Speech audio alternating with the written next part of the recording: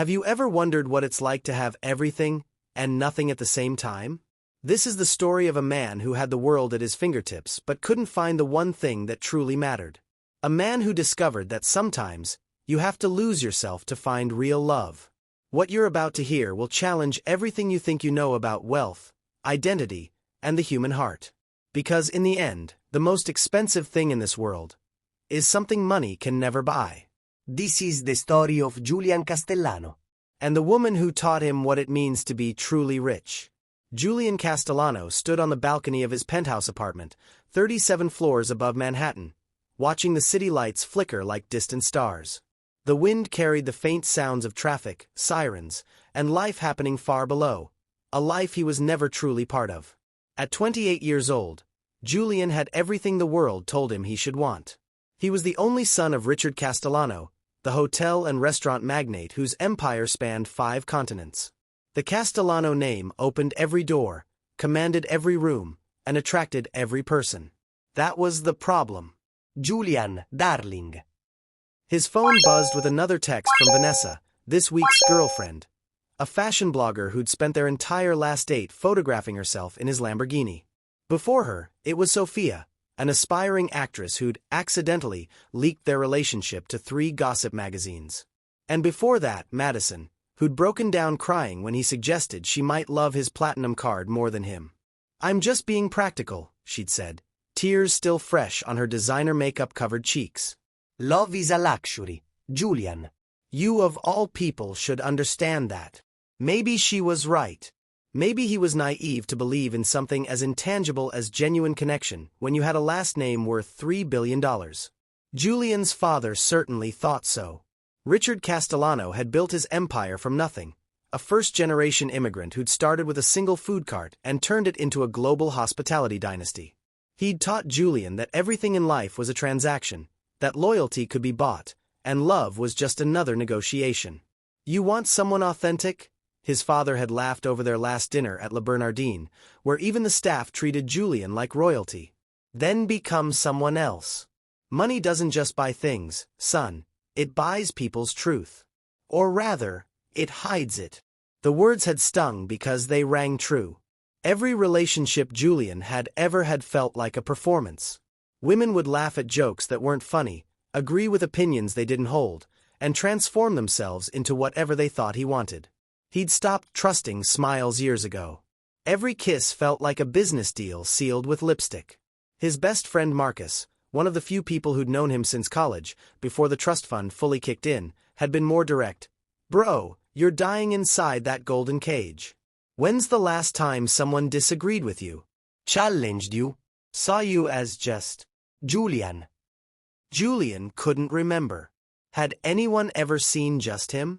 That night, after sending Vanessa a polite breakup text that she'd probably monetize into content, Julian made a decision that would change everything. He walked to his closet, past the rows of Tom Ford suits and Hermes ties, and pulled out an old college hoodie he'd forgotten he owned. He stared at his reflection in the full-length mirror. Who was he without the name? Without the cars, the penthouse, the black card that never declined? He was about to find out. The next morning, Julian stood outside Café Castellano in Brooklyn, one of the smaller restaurants in his father's portfolio, a neighborhood spot that the executives rarely visited. He'd done his research. The manager here, Tony, was old school, someone who'd worked his way up and actually cared about his staff. More importantly, Tony had never met Julian in person. Julian had transformed himself. His usually styled hair was messy, tucked under a worn baseball cap. He wore a faded flannel shirt over a plain white tee, jeans with actual worn patches, and sneakers that had seen better days. He'd opened a new bank account under his mother's maiden name, Julian Torres, with just $3,000. He'd rented a modest apartment in Queens using a friend's property management connection. No background check needed. His hands were shaking slightly as he pushed open the cafe door. The bell chimed, and the smell of fresh coffee and baking bread washed over him. This was it. No security detail waiting outside.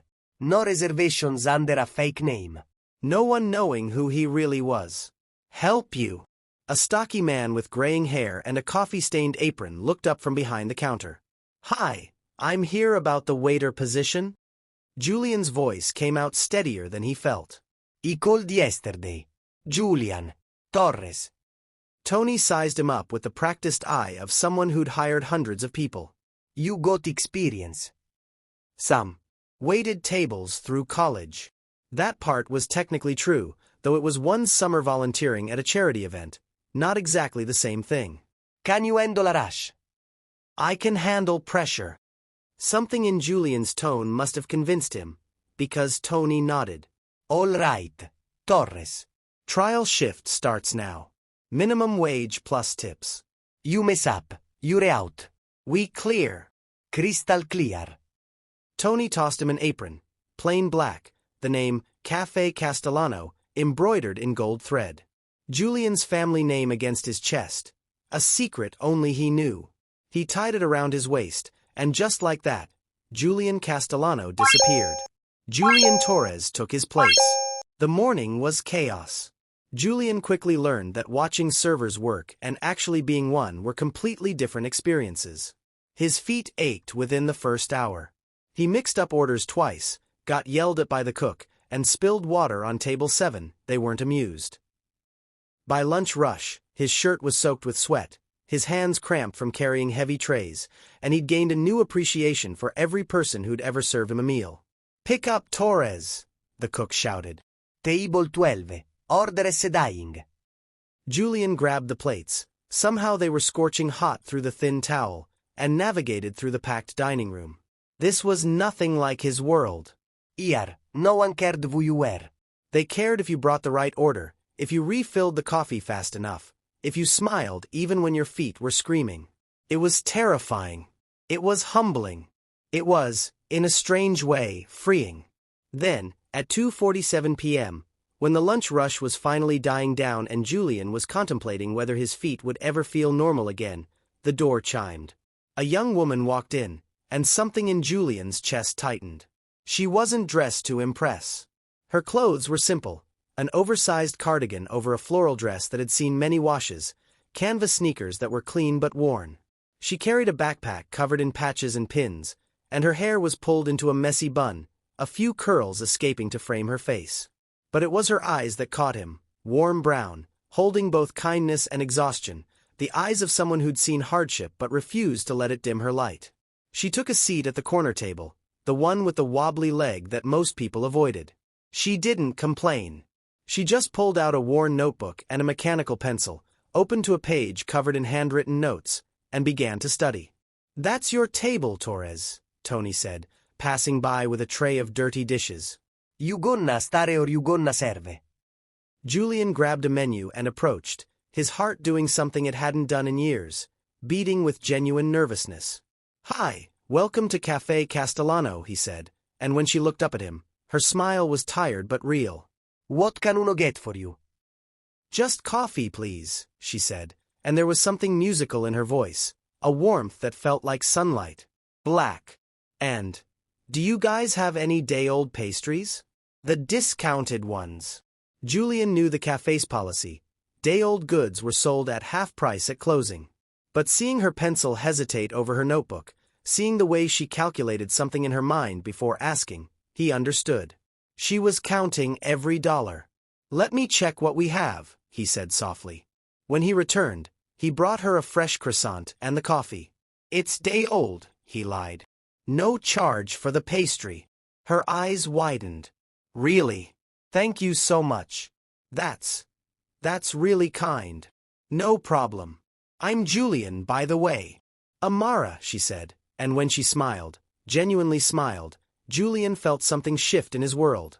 Nice to meet you, Julian. In that moment, in that simple exchange, Julian Castellano, billionaire heir, Manhattan socialite, man who did everything, realized he just met someone who might see him as exactly who he claimed to be. Just Julian. Just a waiter. Just a person. And that terrified him more than any boardroom ever had. Over the following weeks, Julian fell into a rhythm he'd never known existed. He'd wake up at 5:30 a.m. in his modest Queens apartment, so different from his penthouse it felt like a different planet, and take the subway to Brooklyn. The morning commute, packed shoulder to shoulder with tired workers and students, was its own education. No one cared who you were on the 7 train. You were just another body trying to get somewhere. Café Castellano became his entire world. He learned the art of balancing 3 plates on one arm, the strategic timing of checking on tables, and the strange satisfaction of a well-executed shift. He learned his co-workers' names and stories. Maria, the single mom working 2 jobs. Diego, the college dropout saving to start his own business. Chen, the aspiring artist who painted in the storage room during breaks. And he learned Amara. She came in every Tuesday, Thursday, and Saturday, always around 2 p.m. after the lunch rush. Always the same corner table. Always with her notebook and that determined focus. Julian had maneuvered his schedule to make sure those were his shifts. "She's in grad school," Maria told him one day, catching him glancing over at Amara's table. "Social work program at NYU. Works overnight shifts at a nursing home to pay tuition. Tough girl, that one. Heart of gold." Julian's own heart ached hearing it. While he'd been complaining about which sports car to drive, Amara had been working through the night to afford an education so she could help people. The contrast was staggering. "Torres, stop daydreaming and run this order." Tony's voice snapped him back to reality. But reality had become something new. After 3 weeks, he and Amara had graduated from simple exchanges to actual conversations. He'd learned she was 26, originally from a small town in Georgia, and had moved to New York with nothing but a dream and a used car that died her second week here. She'd sold it for parts just to make rent. "You think I'm crazy?" she'd asked him one afternoon, during a quiet moment when he'd refilled her coffee without her asking. "Moving here with no backup plan?" "I think you're brave," Julian said honestly. "Most people don't chase their dreams. They just talk about them." She'd looked at him then, really looked at him, and he'd felt exposed in a way that had nothing to do with his disguise. "You seem like you understand that. Like you've chased something too." He had, in a way. He was chasing the truth. Chasing authenticity in a world built on facades. Their friendship grew organically, like a plant finding sunlight. He'd sit with her during his breaks, claiming the seat across from her at the wobbly table. She'd complain about her professors, and he'd listen with an attention he'd never given anyone. She'd share her dreams of opening a community center one day, a place where struggling families could find support and hope. "It's stupid, I know," she'd said, embarrassed. "Super ambitious for someone who can barely afford a Metro card." "It's not stupid," Julian had insisted. "It's beautiful." The truth was, talking to Amara felt like breathing after years underwater. She didn't agree with everything he said. In fact, she challenged him constantly. When he'd mentioned that homeless people should just get jobs, she'd spent 20 minutes educating him on systemic poverty, mental health access, and economic barriers. She hadn't been mean about it.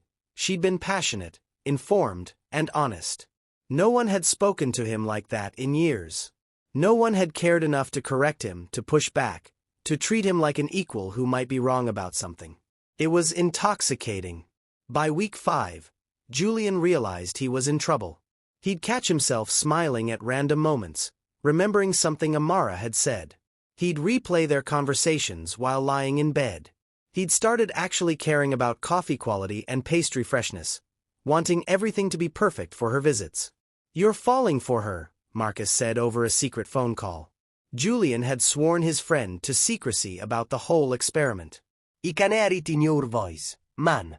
"I barely know her," Julian protested, but his heart wasn't in the denial. "You know her better than you've known anyone." "Because she has knowing you. The real you. She has knowing Julian Torres, Broke Waitre, not Julian Castellano, Billionaire son." "Is there a difference?" The question haunted Julian. Was there? The man serving coffee and learning to make small talk with strangers.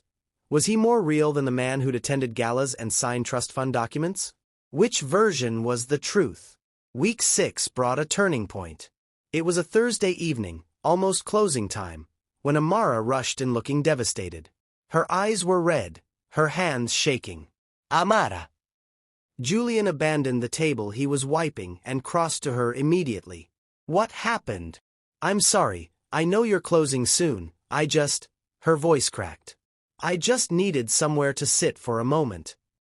Hey, it's okay. Julian guided her to her usual table, his hand barely touching her elbow. Talk to me.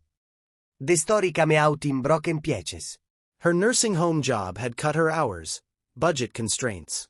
She was now short on rent. Her financial aid for grad school had been delayed, some administrative error. Her laptop, her lifeline for schoolwork, had died that morning.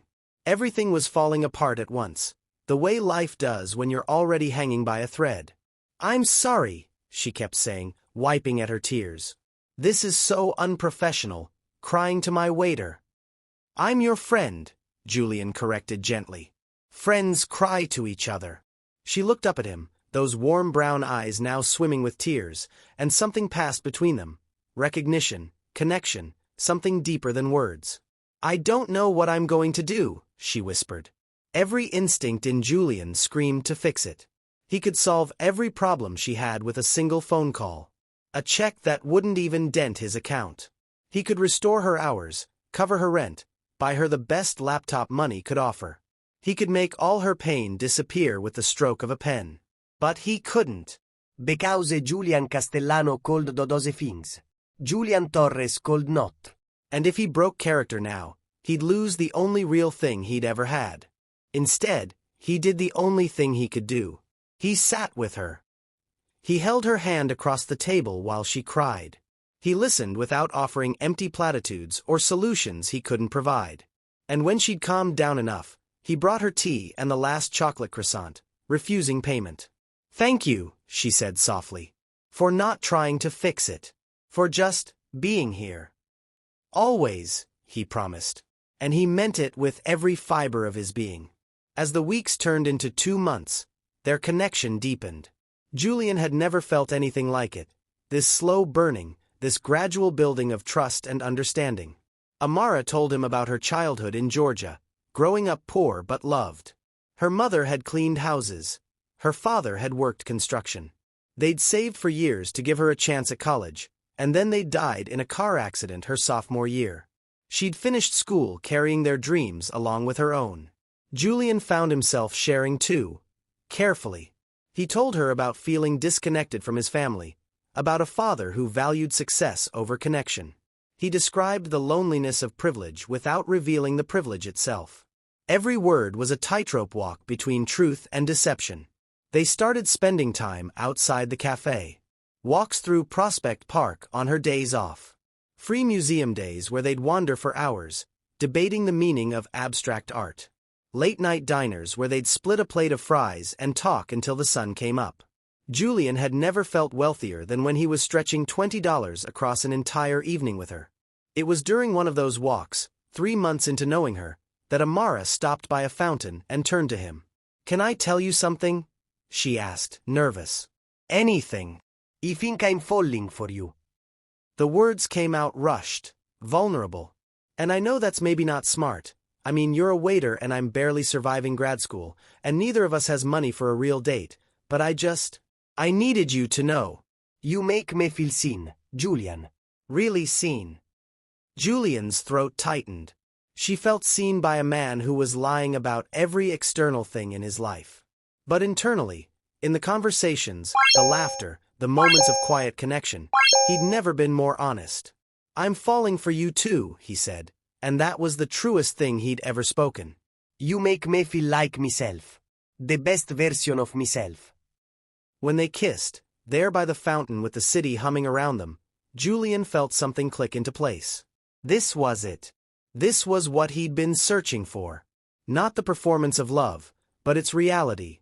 Messy, imperfect, and built on genuine understanding. But underneath the joy, guilt was growing. Every day that passed, every moment of intimacy they shared, the lie grew heavier. He told himself he'd tell her eventually. Once she truly knew him, once their connection was undeniable, then the truth wouldn't matter. She'd understand why he'd done it. At least, that's what he hoped. The universe, however, had other plans. 4 months into their relationship, Amara was radiant. Despite her struggles, despite the mounting bills and the exhausting schedule, she seemed lighter. She'd told Julian she hadn't felt this happy since before her parents died. That she'd forgotten what it felt like to have someone truly in her corner. "You're my safe place," she told him one night, lying together on her apartment floor because she couldn't afford a couch. My one constant in all the chaos. Julian had held her tighter, the guilt a knife between his ribs. He'd been planning to tell her the truth. He'd rehearsed it 100 times. But the timing never felt right, and he was terrified, truly terrified, that the truth would destroy what they'd built. Then came the day that destroyed it anyway.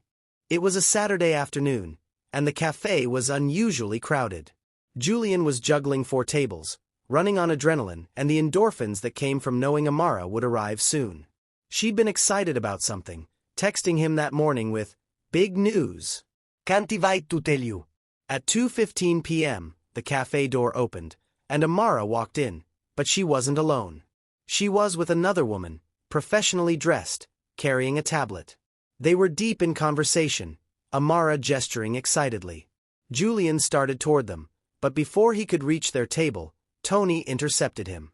"Torres, we've got a situation." Tony's face was serious. Corporate SIR. Surprise inspection. "I need everyone on their A game." Julian S. blood ran cold. Corporate meant his father's executives. It meant people who might recognize him. He glanced toward the door and saw them. 3 suits, led by James Crawford, his father's CEO, a man who'd had dinner at Julian's penthouse a dozen times. Panic flooded his system. He couldn't be seen. He turned quickly, intending to duck into the kitchen, but fate had other plans. In his hurry, he collided with Maria carrying a full tray of drinks. Coffee, orange juice, and ice water went flying, directly onto Amara and her companion. "Oh my God!" Amara jumped up, soaked, her shirt dripping with coffee. "I'm so sorry." Julian grabbed napkins, his hands shaking. "I'm so..." Julian. Amara's voice was more surprised than angry. "It's okay, accidents happen." But her companion wasn't as forgiving. Excuse me. The woman stood up, absolutely drenched. "This is completely unacceptable. Do you know who I am?" The commotion drew everyone's attention, including the corporate team. Julian kept his head down, frantically dabbing at the mess, when he heard a voice that stopped his heart. What is going on here? James Crawford's polished shoes entered his field of vision. "Tony, is there a problem?" "Just a spill, Mr. Crawford," Tony said quickly. "My waiter here lost his balance." "Look at me when I'm speaking to you," Crawford commanded. Julian had no choice. Slowly, he raised his head. Recognition flashed across Crawford's face immediately. His eyes widened, his mouth opening in shock. Julian Castellano, what in the world?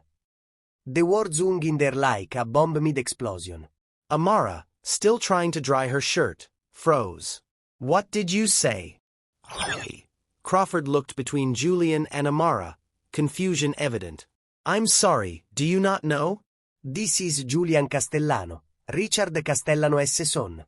He owns. "Stop," Julian said quietly, but it was too late. Amara's face had gone pale. Castellano. She looked at the embroidered name on his apron, then at his face, then at the cafe around them. As in, this Castellano. "Amara, I can explain." "You're not a waiter," she said slowly, each word careful and sharp. "You're..." "What exactly?" The cafe had gone silent. Everyone was watching. Tony, the staff, the customers, the corporate team. Julian felt exposed in a way that had nothing to do with his identity and everything to do with his heart. "Can we talk outside?" he pleaded. "Please, answer my question." Her voice was shaking now, anger and hurt bleeding through. Who are you? "I'm still me," Julian started, but she cut him off with a bitter laugh. You're still you. "I don't even know who you are." Her voice rose. 4 months.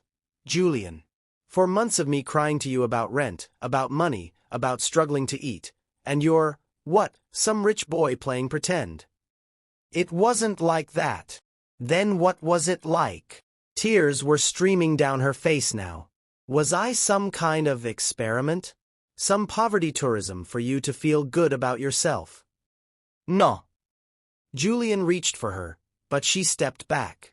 Amara, please, I did this because I needed to know someone could love me for who I am, not what I have. Who you are. She laughed again, harsh and broken. You've been lying about who you are since the moment we met. Every conversation, every moment, everything was built on a lie. My feelings were never a lie, Julian insisted desperately. What we have, what we built, that's real. How can it be real when I don't even know your real name? Amara grabbed her bag, ignoring the woman she'd come with, who was watching the scene with fascination and horror. You watched me struggle. You watched me skip meals. You watched me break down about a laptop I couldn't afford while you probably have a dozen. And you said nothing. I wanted to tell you. But you didn't. She moved toward the door, and Julian followed, his world crumbling. You made a choice every single day to keep lying to me, to let me fall in love with someone who doesn't exist. Julian Torres might not exist, but the man you fell in love with does, Julian said, his own voice breaking. Every word I said to you, every moment we shared, that was me. The real me. Amara paused at the door, her hand on the handle. When she looked back, her eyes were devastated. How am I supposed to believe anything you say now? How do I know what was real and what was just part of your little social experiment? Because I love you, Julian said, the words ripping from his chest. I love you, Amara. That's the truest thing I've ever said. She stared at him for a long moment, tears tracking through the coffee stains on her cheeks. Then quietly she said, I don't believe you. I don't think I ever will. And she walked out, leaving Julian standing in the middle of his father's cafe, surrounded by witnesses to his worst nightmare coming true. The door chimed as it closed behind her. That cheerful bell that had marked her arrivals for months now marked her departure. Possibly forever. Julian stood frozen, feeling his carefully constructed world collapse. He'd found exactly what he was looking for. Real love, authentic connection, someone who saw him for who he truly was. And his own deception had destroyed it. Well, Crawford said awkwardly behind him. This is unexpected. Julian didn't respond. He untied his apron, the Castellano name staring up at him mockingly, and let it fall to the floor. Then he walked out after her, into the harsh sunlight of a world that suddenly felt very cold. But Amara was already gone, disappeared into the crowds of Brooklyn, taking his heart with her. The next few days were the darkest of Julian's life. He returned to his penthouse, which now felt like a museum, beautiful, expensive, and utterly empty. Everything he touched reminded him of her. The city view that had once seemed impressive now just emphasized his isolation. All the things that were supposed to make him happy felt hollow. He called her 93 times. She never answered. He texted until his fingers cramped. All were left on read. He went to her apartment, but she wouldn't open the door. He waited outside her grad school classes, but she'd arrange for friends to help her avoid him. Give her space, Marcus advised during one of Julian's more desperate moments. You broke her trust. That's not something you can fix with persistence. I have to try, Julian insisted. I have to make her understand. Understand what? That you lied to her for months? That you let her struggle while you had the means to help? From her perspective, you treated her poverty like a game. The words hit hard because they had truth to them. Julian had been so focused on his own needs, his need for authenticity, his need to be seen, that he'd been blind to the cruelty of his position. He'd watched someone he loved suffer, and he'd done nothing because revealing himself would have complicated his experiment. When had he become so selfish? His father, predictably, found the whole situation amusing. So your little working-class adventure blew up in your face, Richard said over lunch at Per Se, a restaurant where the tasting menu cost more than Amara's monthly rent. I told you. Everyone has a price, son. Everyone's playing a game. She wasn't, Julian said quietly. She was the only person who wasn't. And yet she won't forgive you, his father pointed out. Doesn't sound like unconditional love to me. I don't deserve unconditional love. I lied to her. Richard sighed, signaling for more wine. Julian, you're young, you're wealthy, you're good-looking. There are thousands of women who would be thrilled to be with you. This girl, she's not special. She's just another person who wanted something from you. In her case, honesty. You couldn't give it. Move on. But Julian couldn't move on. Because Amara was special. She'd challenged him. She'd seen through his walls. She'd made him want to be better. And he'd repaid that by treating their relationship like a social experiment. It was Tony, surprisingly, who gave him the idea that changed everything. Julian had gone back to the cafe a week after the incident, not to work but to apologize to the staff he'd deceived. Maria had been cold. Diego had been disappointed. Chen had just shrugged, saying rich people were always weird. But Tony had pulled him aside, this weathered man who'd worked in hospitality for 40 years, and said something that stopped Julian in his tracks. You want to prove you're not just another rich kid playing games? Tony asked. Then stop using your words. They're cheap. Use your actions. Show her who you really are by what you do, not what you say. I don't know how, Julian admitted. She won't even talk to me. Then do something worth talking about. Tony refilled a coffee cup, his movements practiced and efficient. That girl came in here every week studying to be a social worker. She told me once her dream was to open a community center. Said she wanted to create something that actually helped people, not just talked about helping. She ever mentioned that to you? Yes, Julian said, remembering the conversation in the park, the way her eyes had lit up describing her vision. So there's your answer. Tony slid the coffee across to a customer with a nod. You want her to believe you actually listened? Actually cared? Then help make her dream real. Not with your money. Any fool can throw cash at something. With your time. Your actual self. The person you claim she fell in love with. The idea took root in Julian's mind. Not a grand gesture. Not a check. But actual work. Real effort. The kind of thing that couldn't be faked or purchased. He spent the next 2 weeks researching. He found a struggling community center in Amara's neighborhood, a place that was 3 months from closing due to lack of funding. It served the same population she wanted to help: low-income families, homeless youth, elderly residents with nowhere else to go. Julian didn't buy the building. He didn't write a massive check. Instead, he showed up as a volunteer. He used his business degree to help reorganize their finances, identifying waste and finding grant opportunities. He used his connections, carefully, selectively, to bring in social work students looking for internships, providing free labor. He spent hours painting walls, fixing broken chairs, and sitting with residents just to listen to their stories. It was exhausting. It was humbling. It was exactly what he needed. And word, in small communities, travels fast. 3 weeks into his work at the center, Julian was sorting donations when he heard a familiar voice. Excuse me, I'm looking for the director.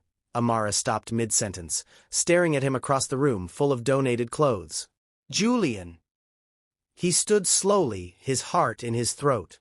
She looked tired, beautiful, and guarded. So guarded. Hi, he said quietly. What are you doing here? Volunteering. He gestured at the mess around him. They needed help with organization and funding. I have a business degree and too much free time. Amara's eyes narrowed. You're volunteering here? At this specific center? I know how it looks, Julian said quickly. But I'm not here to manipulate you or force you to talk to me. I'm here because... He took a breath. Because you were right. I spent 4 months listening to you talk about wanting to help people, about wanting to make a difference, and I did nothing but take notes. So now I'm actually doing something. Whether you forgive me or not. She studied him for a long moment. How long have you been coming here? 3 weeks. Monday, Wednesday, Friday evenings. Saturday afternoons. 3 weeks, she repeated. And you didn't try to contact me about it? Didn't use it as leverage to get me to talk to you? No. This isn't about winning you back. Amara. This is about becoming the person you thought I was. He gestured around the center. The person who cares about more than himself. The person you deserved all along. Before Amara could respond, Mrs. Chen, the elderly director, shuffled over. Amara! Oh good, you're here. Have you met Julian? He's been a godsend. Did you know he reorganized our entire grant application system? We've already heard back from 2 foundations. Has he? Amara's voice was careful. And he fixed the heater in the children's room. With his own hands, not by calling someone. Got down there with tools and everything. Mrs. Chen patted Julian's arm affectionately. We offered to put his family name on a plaque. Apparently they're quite important, but he refused. Said he just wanted to help. Refreshing, that kind of humility. Julian felt his face heat up. Mrs. Chen, I'm sure Amara has. Oh, and he started a tutoring program. Connected us with NYU students who need volunteer hours. We have 5 new tutors starting next week. The elderly woman beamed. I was telling the board, we should hire him full-time if we could afford it. Amara was looking at him with an expression he couldn't quite read. Surprise, confusion, and something else. Something that might have been the first crack in her armor. Mrs. Chen, Julian said gently, would you mind if Amara and I talked for a moment? Of course, of course. The director bustled away, leaving them in uncomfortable silence among the donated winter coats. I didn't know you'd be here, Julian said first. Mrs. Chen mentioned they were getting a new social work intern from NYU, but she never said your name. This is my placement, Amara said quietly. For my practicum. I've been working here for 2 years, Julian. Every Tuesday and Thursday evening. The realization hit him like a physical blow. The nights you weren't at the cafe. Yes. She wrapped her arms around herself. Defensive. This place, these people, they're why I'm doing any of this. Why I'm drowning in student debt and working myself to exhaustion. Because places like this matter. I know they do, Julian said. I'm sorry it took losing you to understand that. Amara's jaw tightened. You can't just volunteer at a community center and expect me to forget what you did. I know. I don't expect forgiveness, Amara. I don't even deserve the chance to ask for it. He stepped closer, carefully, the way you'd approach something precious and fragile. But I need you to understand something. When I was pretending to be Julian Torres, broke waiter, I thought I was finding the real me. But I was wrong. So it was all a lie, she said, her voice breaking slightly. No. It was all real, just incomplete. Julian ran his hand through his hair, frustrated with his own inability to articulate what he felt. The man who walked through the park with you, who listened to your dreams, who held your hand when you were scared, that was really me. But I was only showing you the parts of myself I thought were worthy. The parts that didn't come with complications. Being a billionaire's son is a complication? There was an edge to her voice. Yes. The word came out more forceful than he intended. Amara, I've spent my entire life watching people transform into whoever they think I want them to be. Women who swore they loved me but loved my credit card more. Friends who kept me around for access. Every relationship in my life has been transactional except, his voice caught, except what I had with you. What you had with a version of me who didn't know the truth. No, Julian insisted. What I had with the real you. You never changed. You never performed. You challenged me, you disagreed with me, you saw me as an equal. Do you have any idea how rare that is? How precious? Amara's eyes were filling with tears. But I wasn't seeing an equal, Julian. I was seeing someone I thought was struggling just like me. Someone who understood what it's like to count every dollar. And all along you were just, slumming it. At first, maybe, he admitted and watched her flinch. At first, I was angry and jaded and convinced that everyone was fake. So I created an experiment. I wanted to prove that someone could love me without the money. And then I met you. He took a shaky breath. And you were everything I'd been searching for. You were kind and real and brilliant. You saw something in me worth caring about, even when I was just a clumsy waiter who mixed up orders. And somewhere along the way, it stopped being an experiment and started being the most real thing in my life. But you still lied, Amara whispered. Every day, Julian. Every time I cried to you about money, every time I worried about rent, you had the power to help and you said nothing. I know. The admission hurt. And that's what I've been trying to understand these past weeks. Why I did that. And I think I was so afraid of losing what we had that I convinced myself the lie was protecting it. But really, I was just protecting myself. From your rejection. From having to be vulnerable in a way I'd never been before. He gestured around the center. You asked me once what I was chasing. I told you I was looking for something real. But what I've learned, what you taught me, is that real things require real honesty. Even when it's scary. Even when it might cost you everything. Amara wiped at her eyes. So what, you think volunteering here fixes everything? No. But it's a start. Not to winning you back. I don't know if that's even possible. But to being the man you thought you knew. Julian's voice dropped. You told me your dream was to open a community center. A place where people struggling could find support. I can't give you that dream wrapped in a bow. But I can learn what it actually takes to run one. I can understand the work, the sacrifice, the daily reality of trying to help people with limited resources. Why? The question was simple but loaded. Because whether you're in my life or not, you changed me. You made me see beyond myself. And I don't want to go back to being the person I was before I met you. He met her eyes, letting her see everything. The pain, the regret, the desperate hope. I'm not asking you to forgive me, Amara. I'm just asking you to believe that the man you fell in love with was real. He just came with baggage he was too much of a coward to share. The silence stretched between them, heavy with everything said and unsaid. Finally, Amara spoke, her voice barely above a whisper.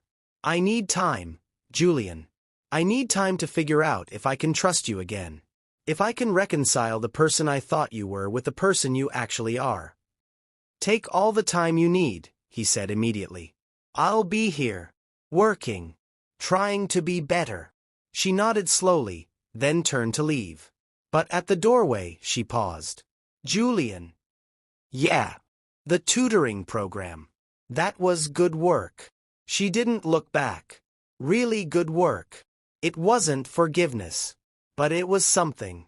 A crack of light in the darkness. And Julian decided that was enough to build on. The weeks that followed were a lesson in patience. Julian continued his work at the community center, and Amara continued her internship, and slowly, carefully, they began to orbit each other again. Not as lovers, that bridge was still burnt, but as colleagues. Co-workers with a complicated history. Julian learned what real work looked like.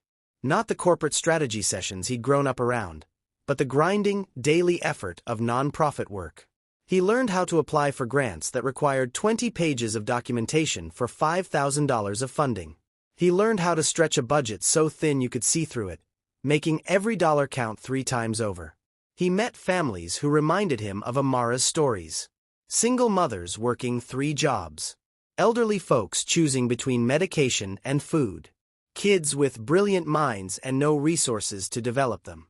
Each person was a window into a world he'd been blind to, a world Amara had been navigating her entire life. And he began to understand why she'd been so hurt. It wasn't just about the lying, though that was bad enough. It was about the fundamental disconnect between their realities. While he'd been playing at poverty, she'd been surviving it. While he'd found their penny-pinching dates charming, she'd been calculating how to eat the rest of the week. You're thinking too loud, Amara said one evening. They were sorting through donations together, Mrs. Chen having cleverly assigned them the same shift. It was the first time they'd been alone together in over a month. Sorry, Julian said, folding a sweater. I was just thinking about the night you told me about your laptop dying. I remember thinking how strong you were. How resilient. And now I think I was an idiot for romanticizing your struggle instead of seeing it for what it was. Exhausting and unfair.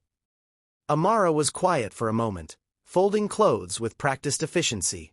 "You're different," she finally said. "From when you were at the cafe. More grounded. Losing you will do that." He tried for lightness but didn't quite achieve it. "Julian." "I know. I'm not trying to," he sighed. "I'm not trying to manipulate you into anything. I'm just stating a fact. Losing you was the worst thing that ever happened to me. And that includes the time I totaled my first Porsche." She almost smiled. "Almost. You had a Porsche?" "3, actually. But that's not the point." He set down the shirt he was folding and turned to face her fully. "The point is, I've been thinking about what you said. About not knowing what was real. And I want to show you. Not tell you, show you." "Show me what?" "Who I am. Not Julian Torres. Not Julian Castellano, Billionaire's son. Just Julian. All of it. The good, the bad, the complicated parts one was too scared to share." Amara's expression was guarded but curious. "How?" "Spend a day with me. One day. Let me show you my world, the real one, not the fantasy I was living at the cafe. And then you can decide if the person I actually am is someone you could ever trust again." "Julian, I don't know if." "One day," he repeated gently. "If after that you never want to see me again, I'll respect it. I'll stop volunteering here. I'll stay out of your life. But please, give me a chance to be honest with you. Completely honest." She studied him for a long moment, her intelligent eyes searching his face for deception. Finally, she nodded. "One day. But I'm not promising anything. I'm not asking you to." That Saturday, Julian picked her up in his car. Not the Lamborghini or the Porsche, but a simple Tesla he'd bought specifically for this. Amara slid into the passenger seat, clearly nervous, armored in jeans and a defensive expression. "Where are we going?" she asked. "To meet my father," Julian said, and watched her eyes widen. Richard Castellano's office occupied the top floor of a midtown skyscraper, all glass and steel and intimidating wealth. As they rode the elevator up, Julian could feel Amara's tension radiating off her in waves. "You didn't tell me we were doing this," she said tightly. "Would you have come if I had?" "No." "Exactly." He took her hand. She didn't pull away, which felt like a victory, and squeezed gently. "I need you to see where I came from. Who I was expected to be. You can't understand why I ran from it unless you see it." His father was exactly as Julian expected. Polished, commanding, and thoroughly unimpressed with Amara's presence. "So this is the girl who has you playing non-profit worker," Richard said, not standing from behind his massive desk. "Julian, I thought you'd come to your senses by now."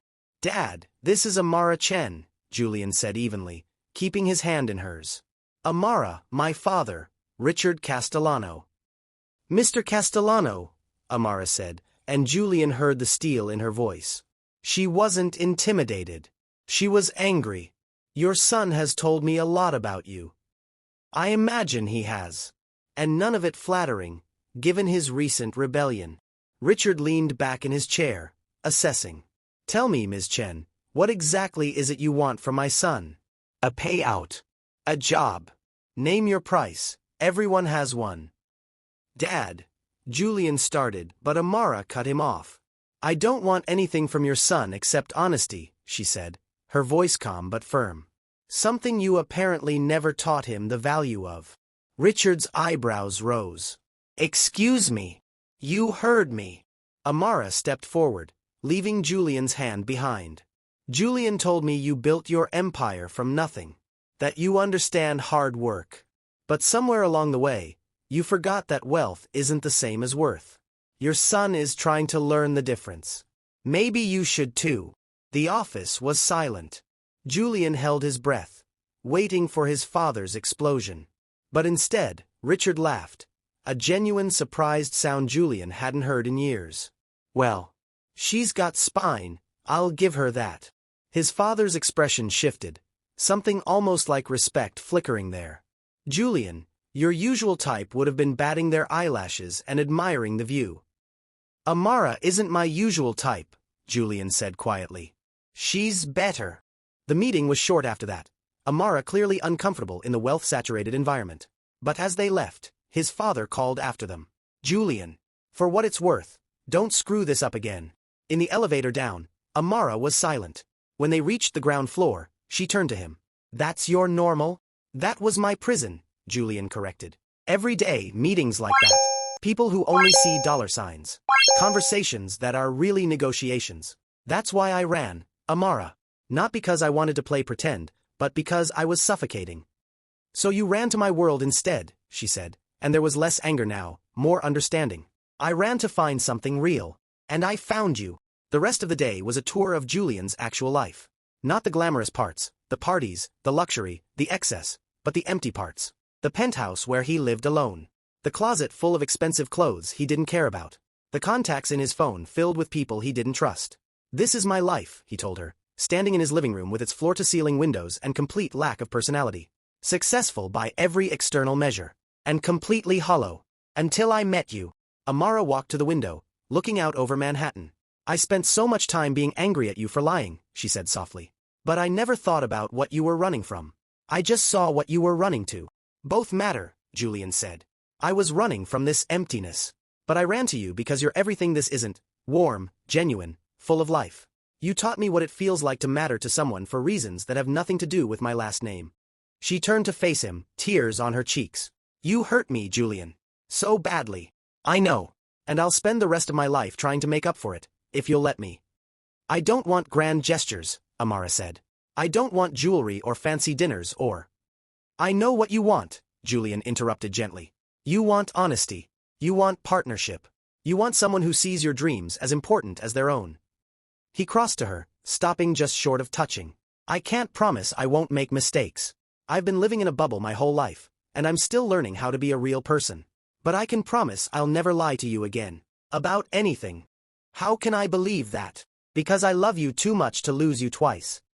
His voice broke on the words. The man you met at the cafe, that was real. The life was fake, but the feelings weren't. And the man I am now, the one trying to be better, trying to use what I have to actually help people, that's real too. It's all real, Amara. All of me. The scared billionaire's son who doesn't know how to have a genuine relationship. The waiter who found joy in simplicity. The volunteer who's learning what actually matters. It's all real, and it's all yours if you want it. Amara was crying now, really crying. I want to believe you. Then do. Take a leap of faith. The same one you took when you moved to New York with nothing. The same one you take every day, believing you can make a difference in an unfair world. He finally closed the distance, cupping her face gently. Take a chance on me. On us. On the truth this time. What if you hurt me again? Then you get to say, I told you so. He tried to joke, but his voice was too thick with emotion. Amara, I can't guarantee I won't make mistakes. But I can guarantee I'll never lie to you again. I'll never hide who I am. And I'll spend every day trying to be worthy of your trust. She searched his face for a long moment. Then finally she whispered, Okay. Okay, I'll try. I'll try to trust you again. But Julian, she placed her hand over his. It's going to take time. You can't just expect everything to go back to how it was. I don't want it to go back, Julian said firmly. I want it to move forward. Better, stronger, built on truth this time. And there, in his empty penthouse that suddenly felt less empty, Amara kissed him. It was different from their first kiss by the fountain. Less innocent, more complicated, but somehow deeper. It was a kiss that acknowledged hurt and chose forgiveness anyway. A kiss that said, we're both broken, but maybe we can heal together. When they pulled apart, Amara smiled through her tears. You know, for a billionaire, you're kind of a mess.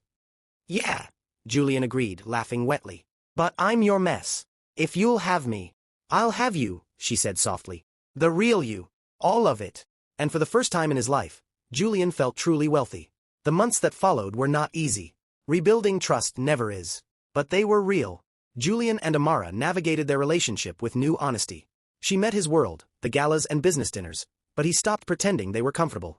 This is exhausting, he'd whisper to her at some charity event, both of them counting down minutes until they could leave. And she'd squeeze his hand, understanding.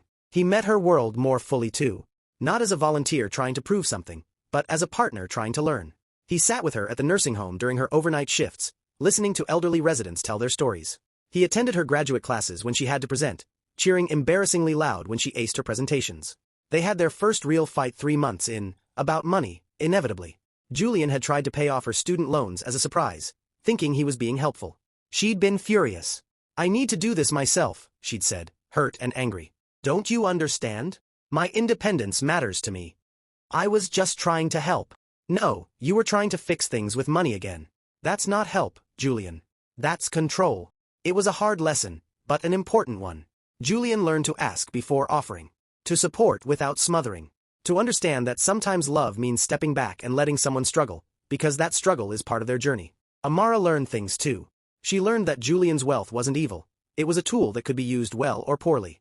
She learned to accept certain helps, the reliable car he bought her, after asking, so she could get to her overnight shifts safely. The connections he used to get her community center additional funding, with full transparency about where it came from. The fact that sometimes, splitting the check didn't have to mean exactly 50/50ths when their realities were so different.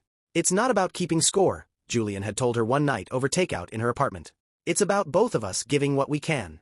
You give me authenticity, purpose, a reason to be better. Let me give you practical support. Not to fix you, you don't need fixing, but to make your important work a little easier." She'd cried then, understanding finally that his desire to help came from love, not pity. They found a rhythm. Weekends at the community center, working side by side. Weeknights studying together, her for grad school, him for the non-profit management courses he'd enrolled in. Simple dates that balanced both their worlds. Sometimes hole-in-the-wall diners, sometimes nice restaurants, always chosen together. Julian introduced her to Marcus, who took one look at them together and pronounced, "Thank God. You're finally acting like a real human being." Amara introduced him to her best friend Keisha, who grilled Julian for 2 hours straight before deciding, "He's still on probation, but he's trying. I'll give him that." The real turning point came on the anniversary of the day they'd met. 1 year since Julian had nervously handed Amara a menu in Cafe Castellano. He'd wanted to do something big, something dramatic, but Amara had requested simple. So they went back to the cafe. Tony was still there, greeting them with a knowing smile. "Well, well. If it isn't my worst waiter," Tony said to Julian. "You here to work a shift?" "Actually," Julian said, exchanging a glance with Amara, "I wanted to talk to you about something." They sat at her old corner table, the one with the wobbly leg that had never been fixed. Julian pulled out a folder of documents. "I've been working with some lawyers," he began. "And I want to do something with my father's company. Something that actually matters." He slid the papers across to Tony and Amara. "I'm establishing a foundation. De Castellano Community Iniziative. Its mission is to provide support, resources, and funding to community centers, grassroots organizations, and programs that serve low-income populations." Amara's eyes widened. "Julian." "Amara will be the founding director," Julian continued, looking at her with everything he felt shining in his eyes. "If she wants the job. She'll have full autonomy over grant decisions, programming, and strategy. I'll handle the fundraising and business side, but the vision, that's hers." "I don't understand," Amara whispered. "Why?" "Because you were right," Julian said simply. "That night at the fountain, when you told me your dream, a place where struggling people could find support. You were describing something that needs to exist hundreds of times over, in every community, and I can help make that happen. We can do it together." He took her hand. "This isn't me trying to buy your love or prove anything. This is me using what I have, the resources, the name, the access, for something that actually matters. Something you taught me to see. It's us, Amara. Your art and my resources. Your dreams and my platform. Partners in everything." Tears were streaming down her face. "I don't know what to say. Say yes. Say you'll build this with me. Say you believe that the man you fell in love with, Waitre, billionaire, all of it, is real." "I believe you, Amara Said, laughing through tears. God help me, I believe you." They kissed across that wobbly table, and Tony diplomatically turned away, though Julian caught him smiling. "For the record," Tony called over his shoulder, "you're both welcome to work a shift here any time." "Keep you humble." "Deal," they said in unison and laughed. Later that night, walking through the same park where they'd first confessed their feelings, Amara stopped by the fountain. "Do you remember what you told me that day?" she asked. "When I said I was falling for you? I said you made me feel like myself. The best version of myself." "And you were right," Amara said, taking both his hands in hers. "You were that best version. You just didn't believe it could exist in your real world. But it can, Julian. It does. Because of you," he said. "No. Because you cause it you cause truth over comfort. Growth over safety. You chose to be real, even when it was hard." She smiled up at him, her face full of love that was earned, honest and true. "That's not something money can buy." That is all you." Julian pulled her close, resting his forehead against hers. I love you. Not because you see past my money, but because you see all of me and choose to stay anyway. I love you too, Amara whispered. All of you. The messy, complicated, still learning but trying you. And there, by the fountain where their story had first turned toward truth, they kissed under the city lights, a billionaire's son and a social worker, two people from different worlds who'd found something money couldn't buy. They'd found each other. Really, truly, honestly found each other. And that was worth more than all the wealth in the world. So what did Julian learn from his journey? He learned that authenticity can't be faked, even, especially, when you're trying to fake everything else. He learned that love built on lies will crumble, but love built on truth, even painful truth, can withstand anything. He learned that wealth is a responsibility, not an identity. That privilege can be used to lift others up or build walls between you. That the most valuable things in life, connection, purpose, genuine love, can't be purchased with any amount of money. Most importantly, he learned that the person you are when no one knows your name isn't separate from the person you are when everyone does. You're both. You're all of it. And the work of becoming whole is the work of integrating every part of yourself. The scared parts, the privileged parts, the parts that want to help and the parts that don't know how. Amara learned something too. She learned that forgiveness doesn't mean forgetting. That trust can be rebuilt, slowly, with consistent action. That sometimes the people who hurt us are the ones trying hardest to be better, and that growth deserves recognition. She learned that accepting help isn't weakness. That partnership means bringing your full self, even the parts that are struggling. That love isn't about two people being the same, but about two people choosing to bridge their differences with honesty and effort. As for where they are now, 3 years later, the Castellano Community Initiative operates in 47 cities. Amara leads with the passion of someone who's lived the struggle, and Julian supports with the business acumen of someone who's learned where wealth truly belongs. They work side by side, sometimes disagreeing, always communicating, forever growing. Julian still volunteers at Tony's Cafe once a month, working the morning shift to remember where he found himself. Amara still studies late into the night, now pursuing her doctorate, determined to back her fieldwork with research. They're not perfect. They fight about work-life balance. They struggle with their different backgrounds. But they're real. Every argument, every compromise, every moment is built on truth. And yes, in case you're wondering, Julian eventually proposed. Not at some fancy restaurant or with $1 million ring. He proposed at the community center they'd renovated together, surrounded by the families they'd helped, with a ring Amara had designed herself, ethically sourced. She'd made sure, because that matters too. She said yes. Of course she said yes.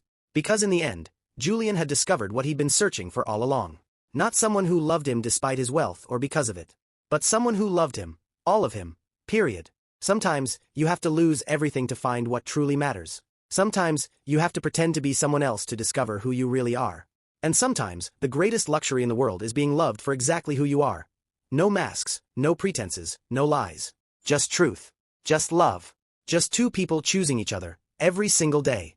So the next time you think money can buy happiness, remember Julian and Amara. Remember that the most valuable currency in this world is authenticity.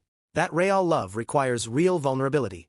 And that sometimes, the best version of yourself is the one that emerges when you stop trying to be anything other than honest.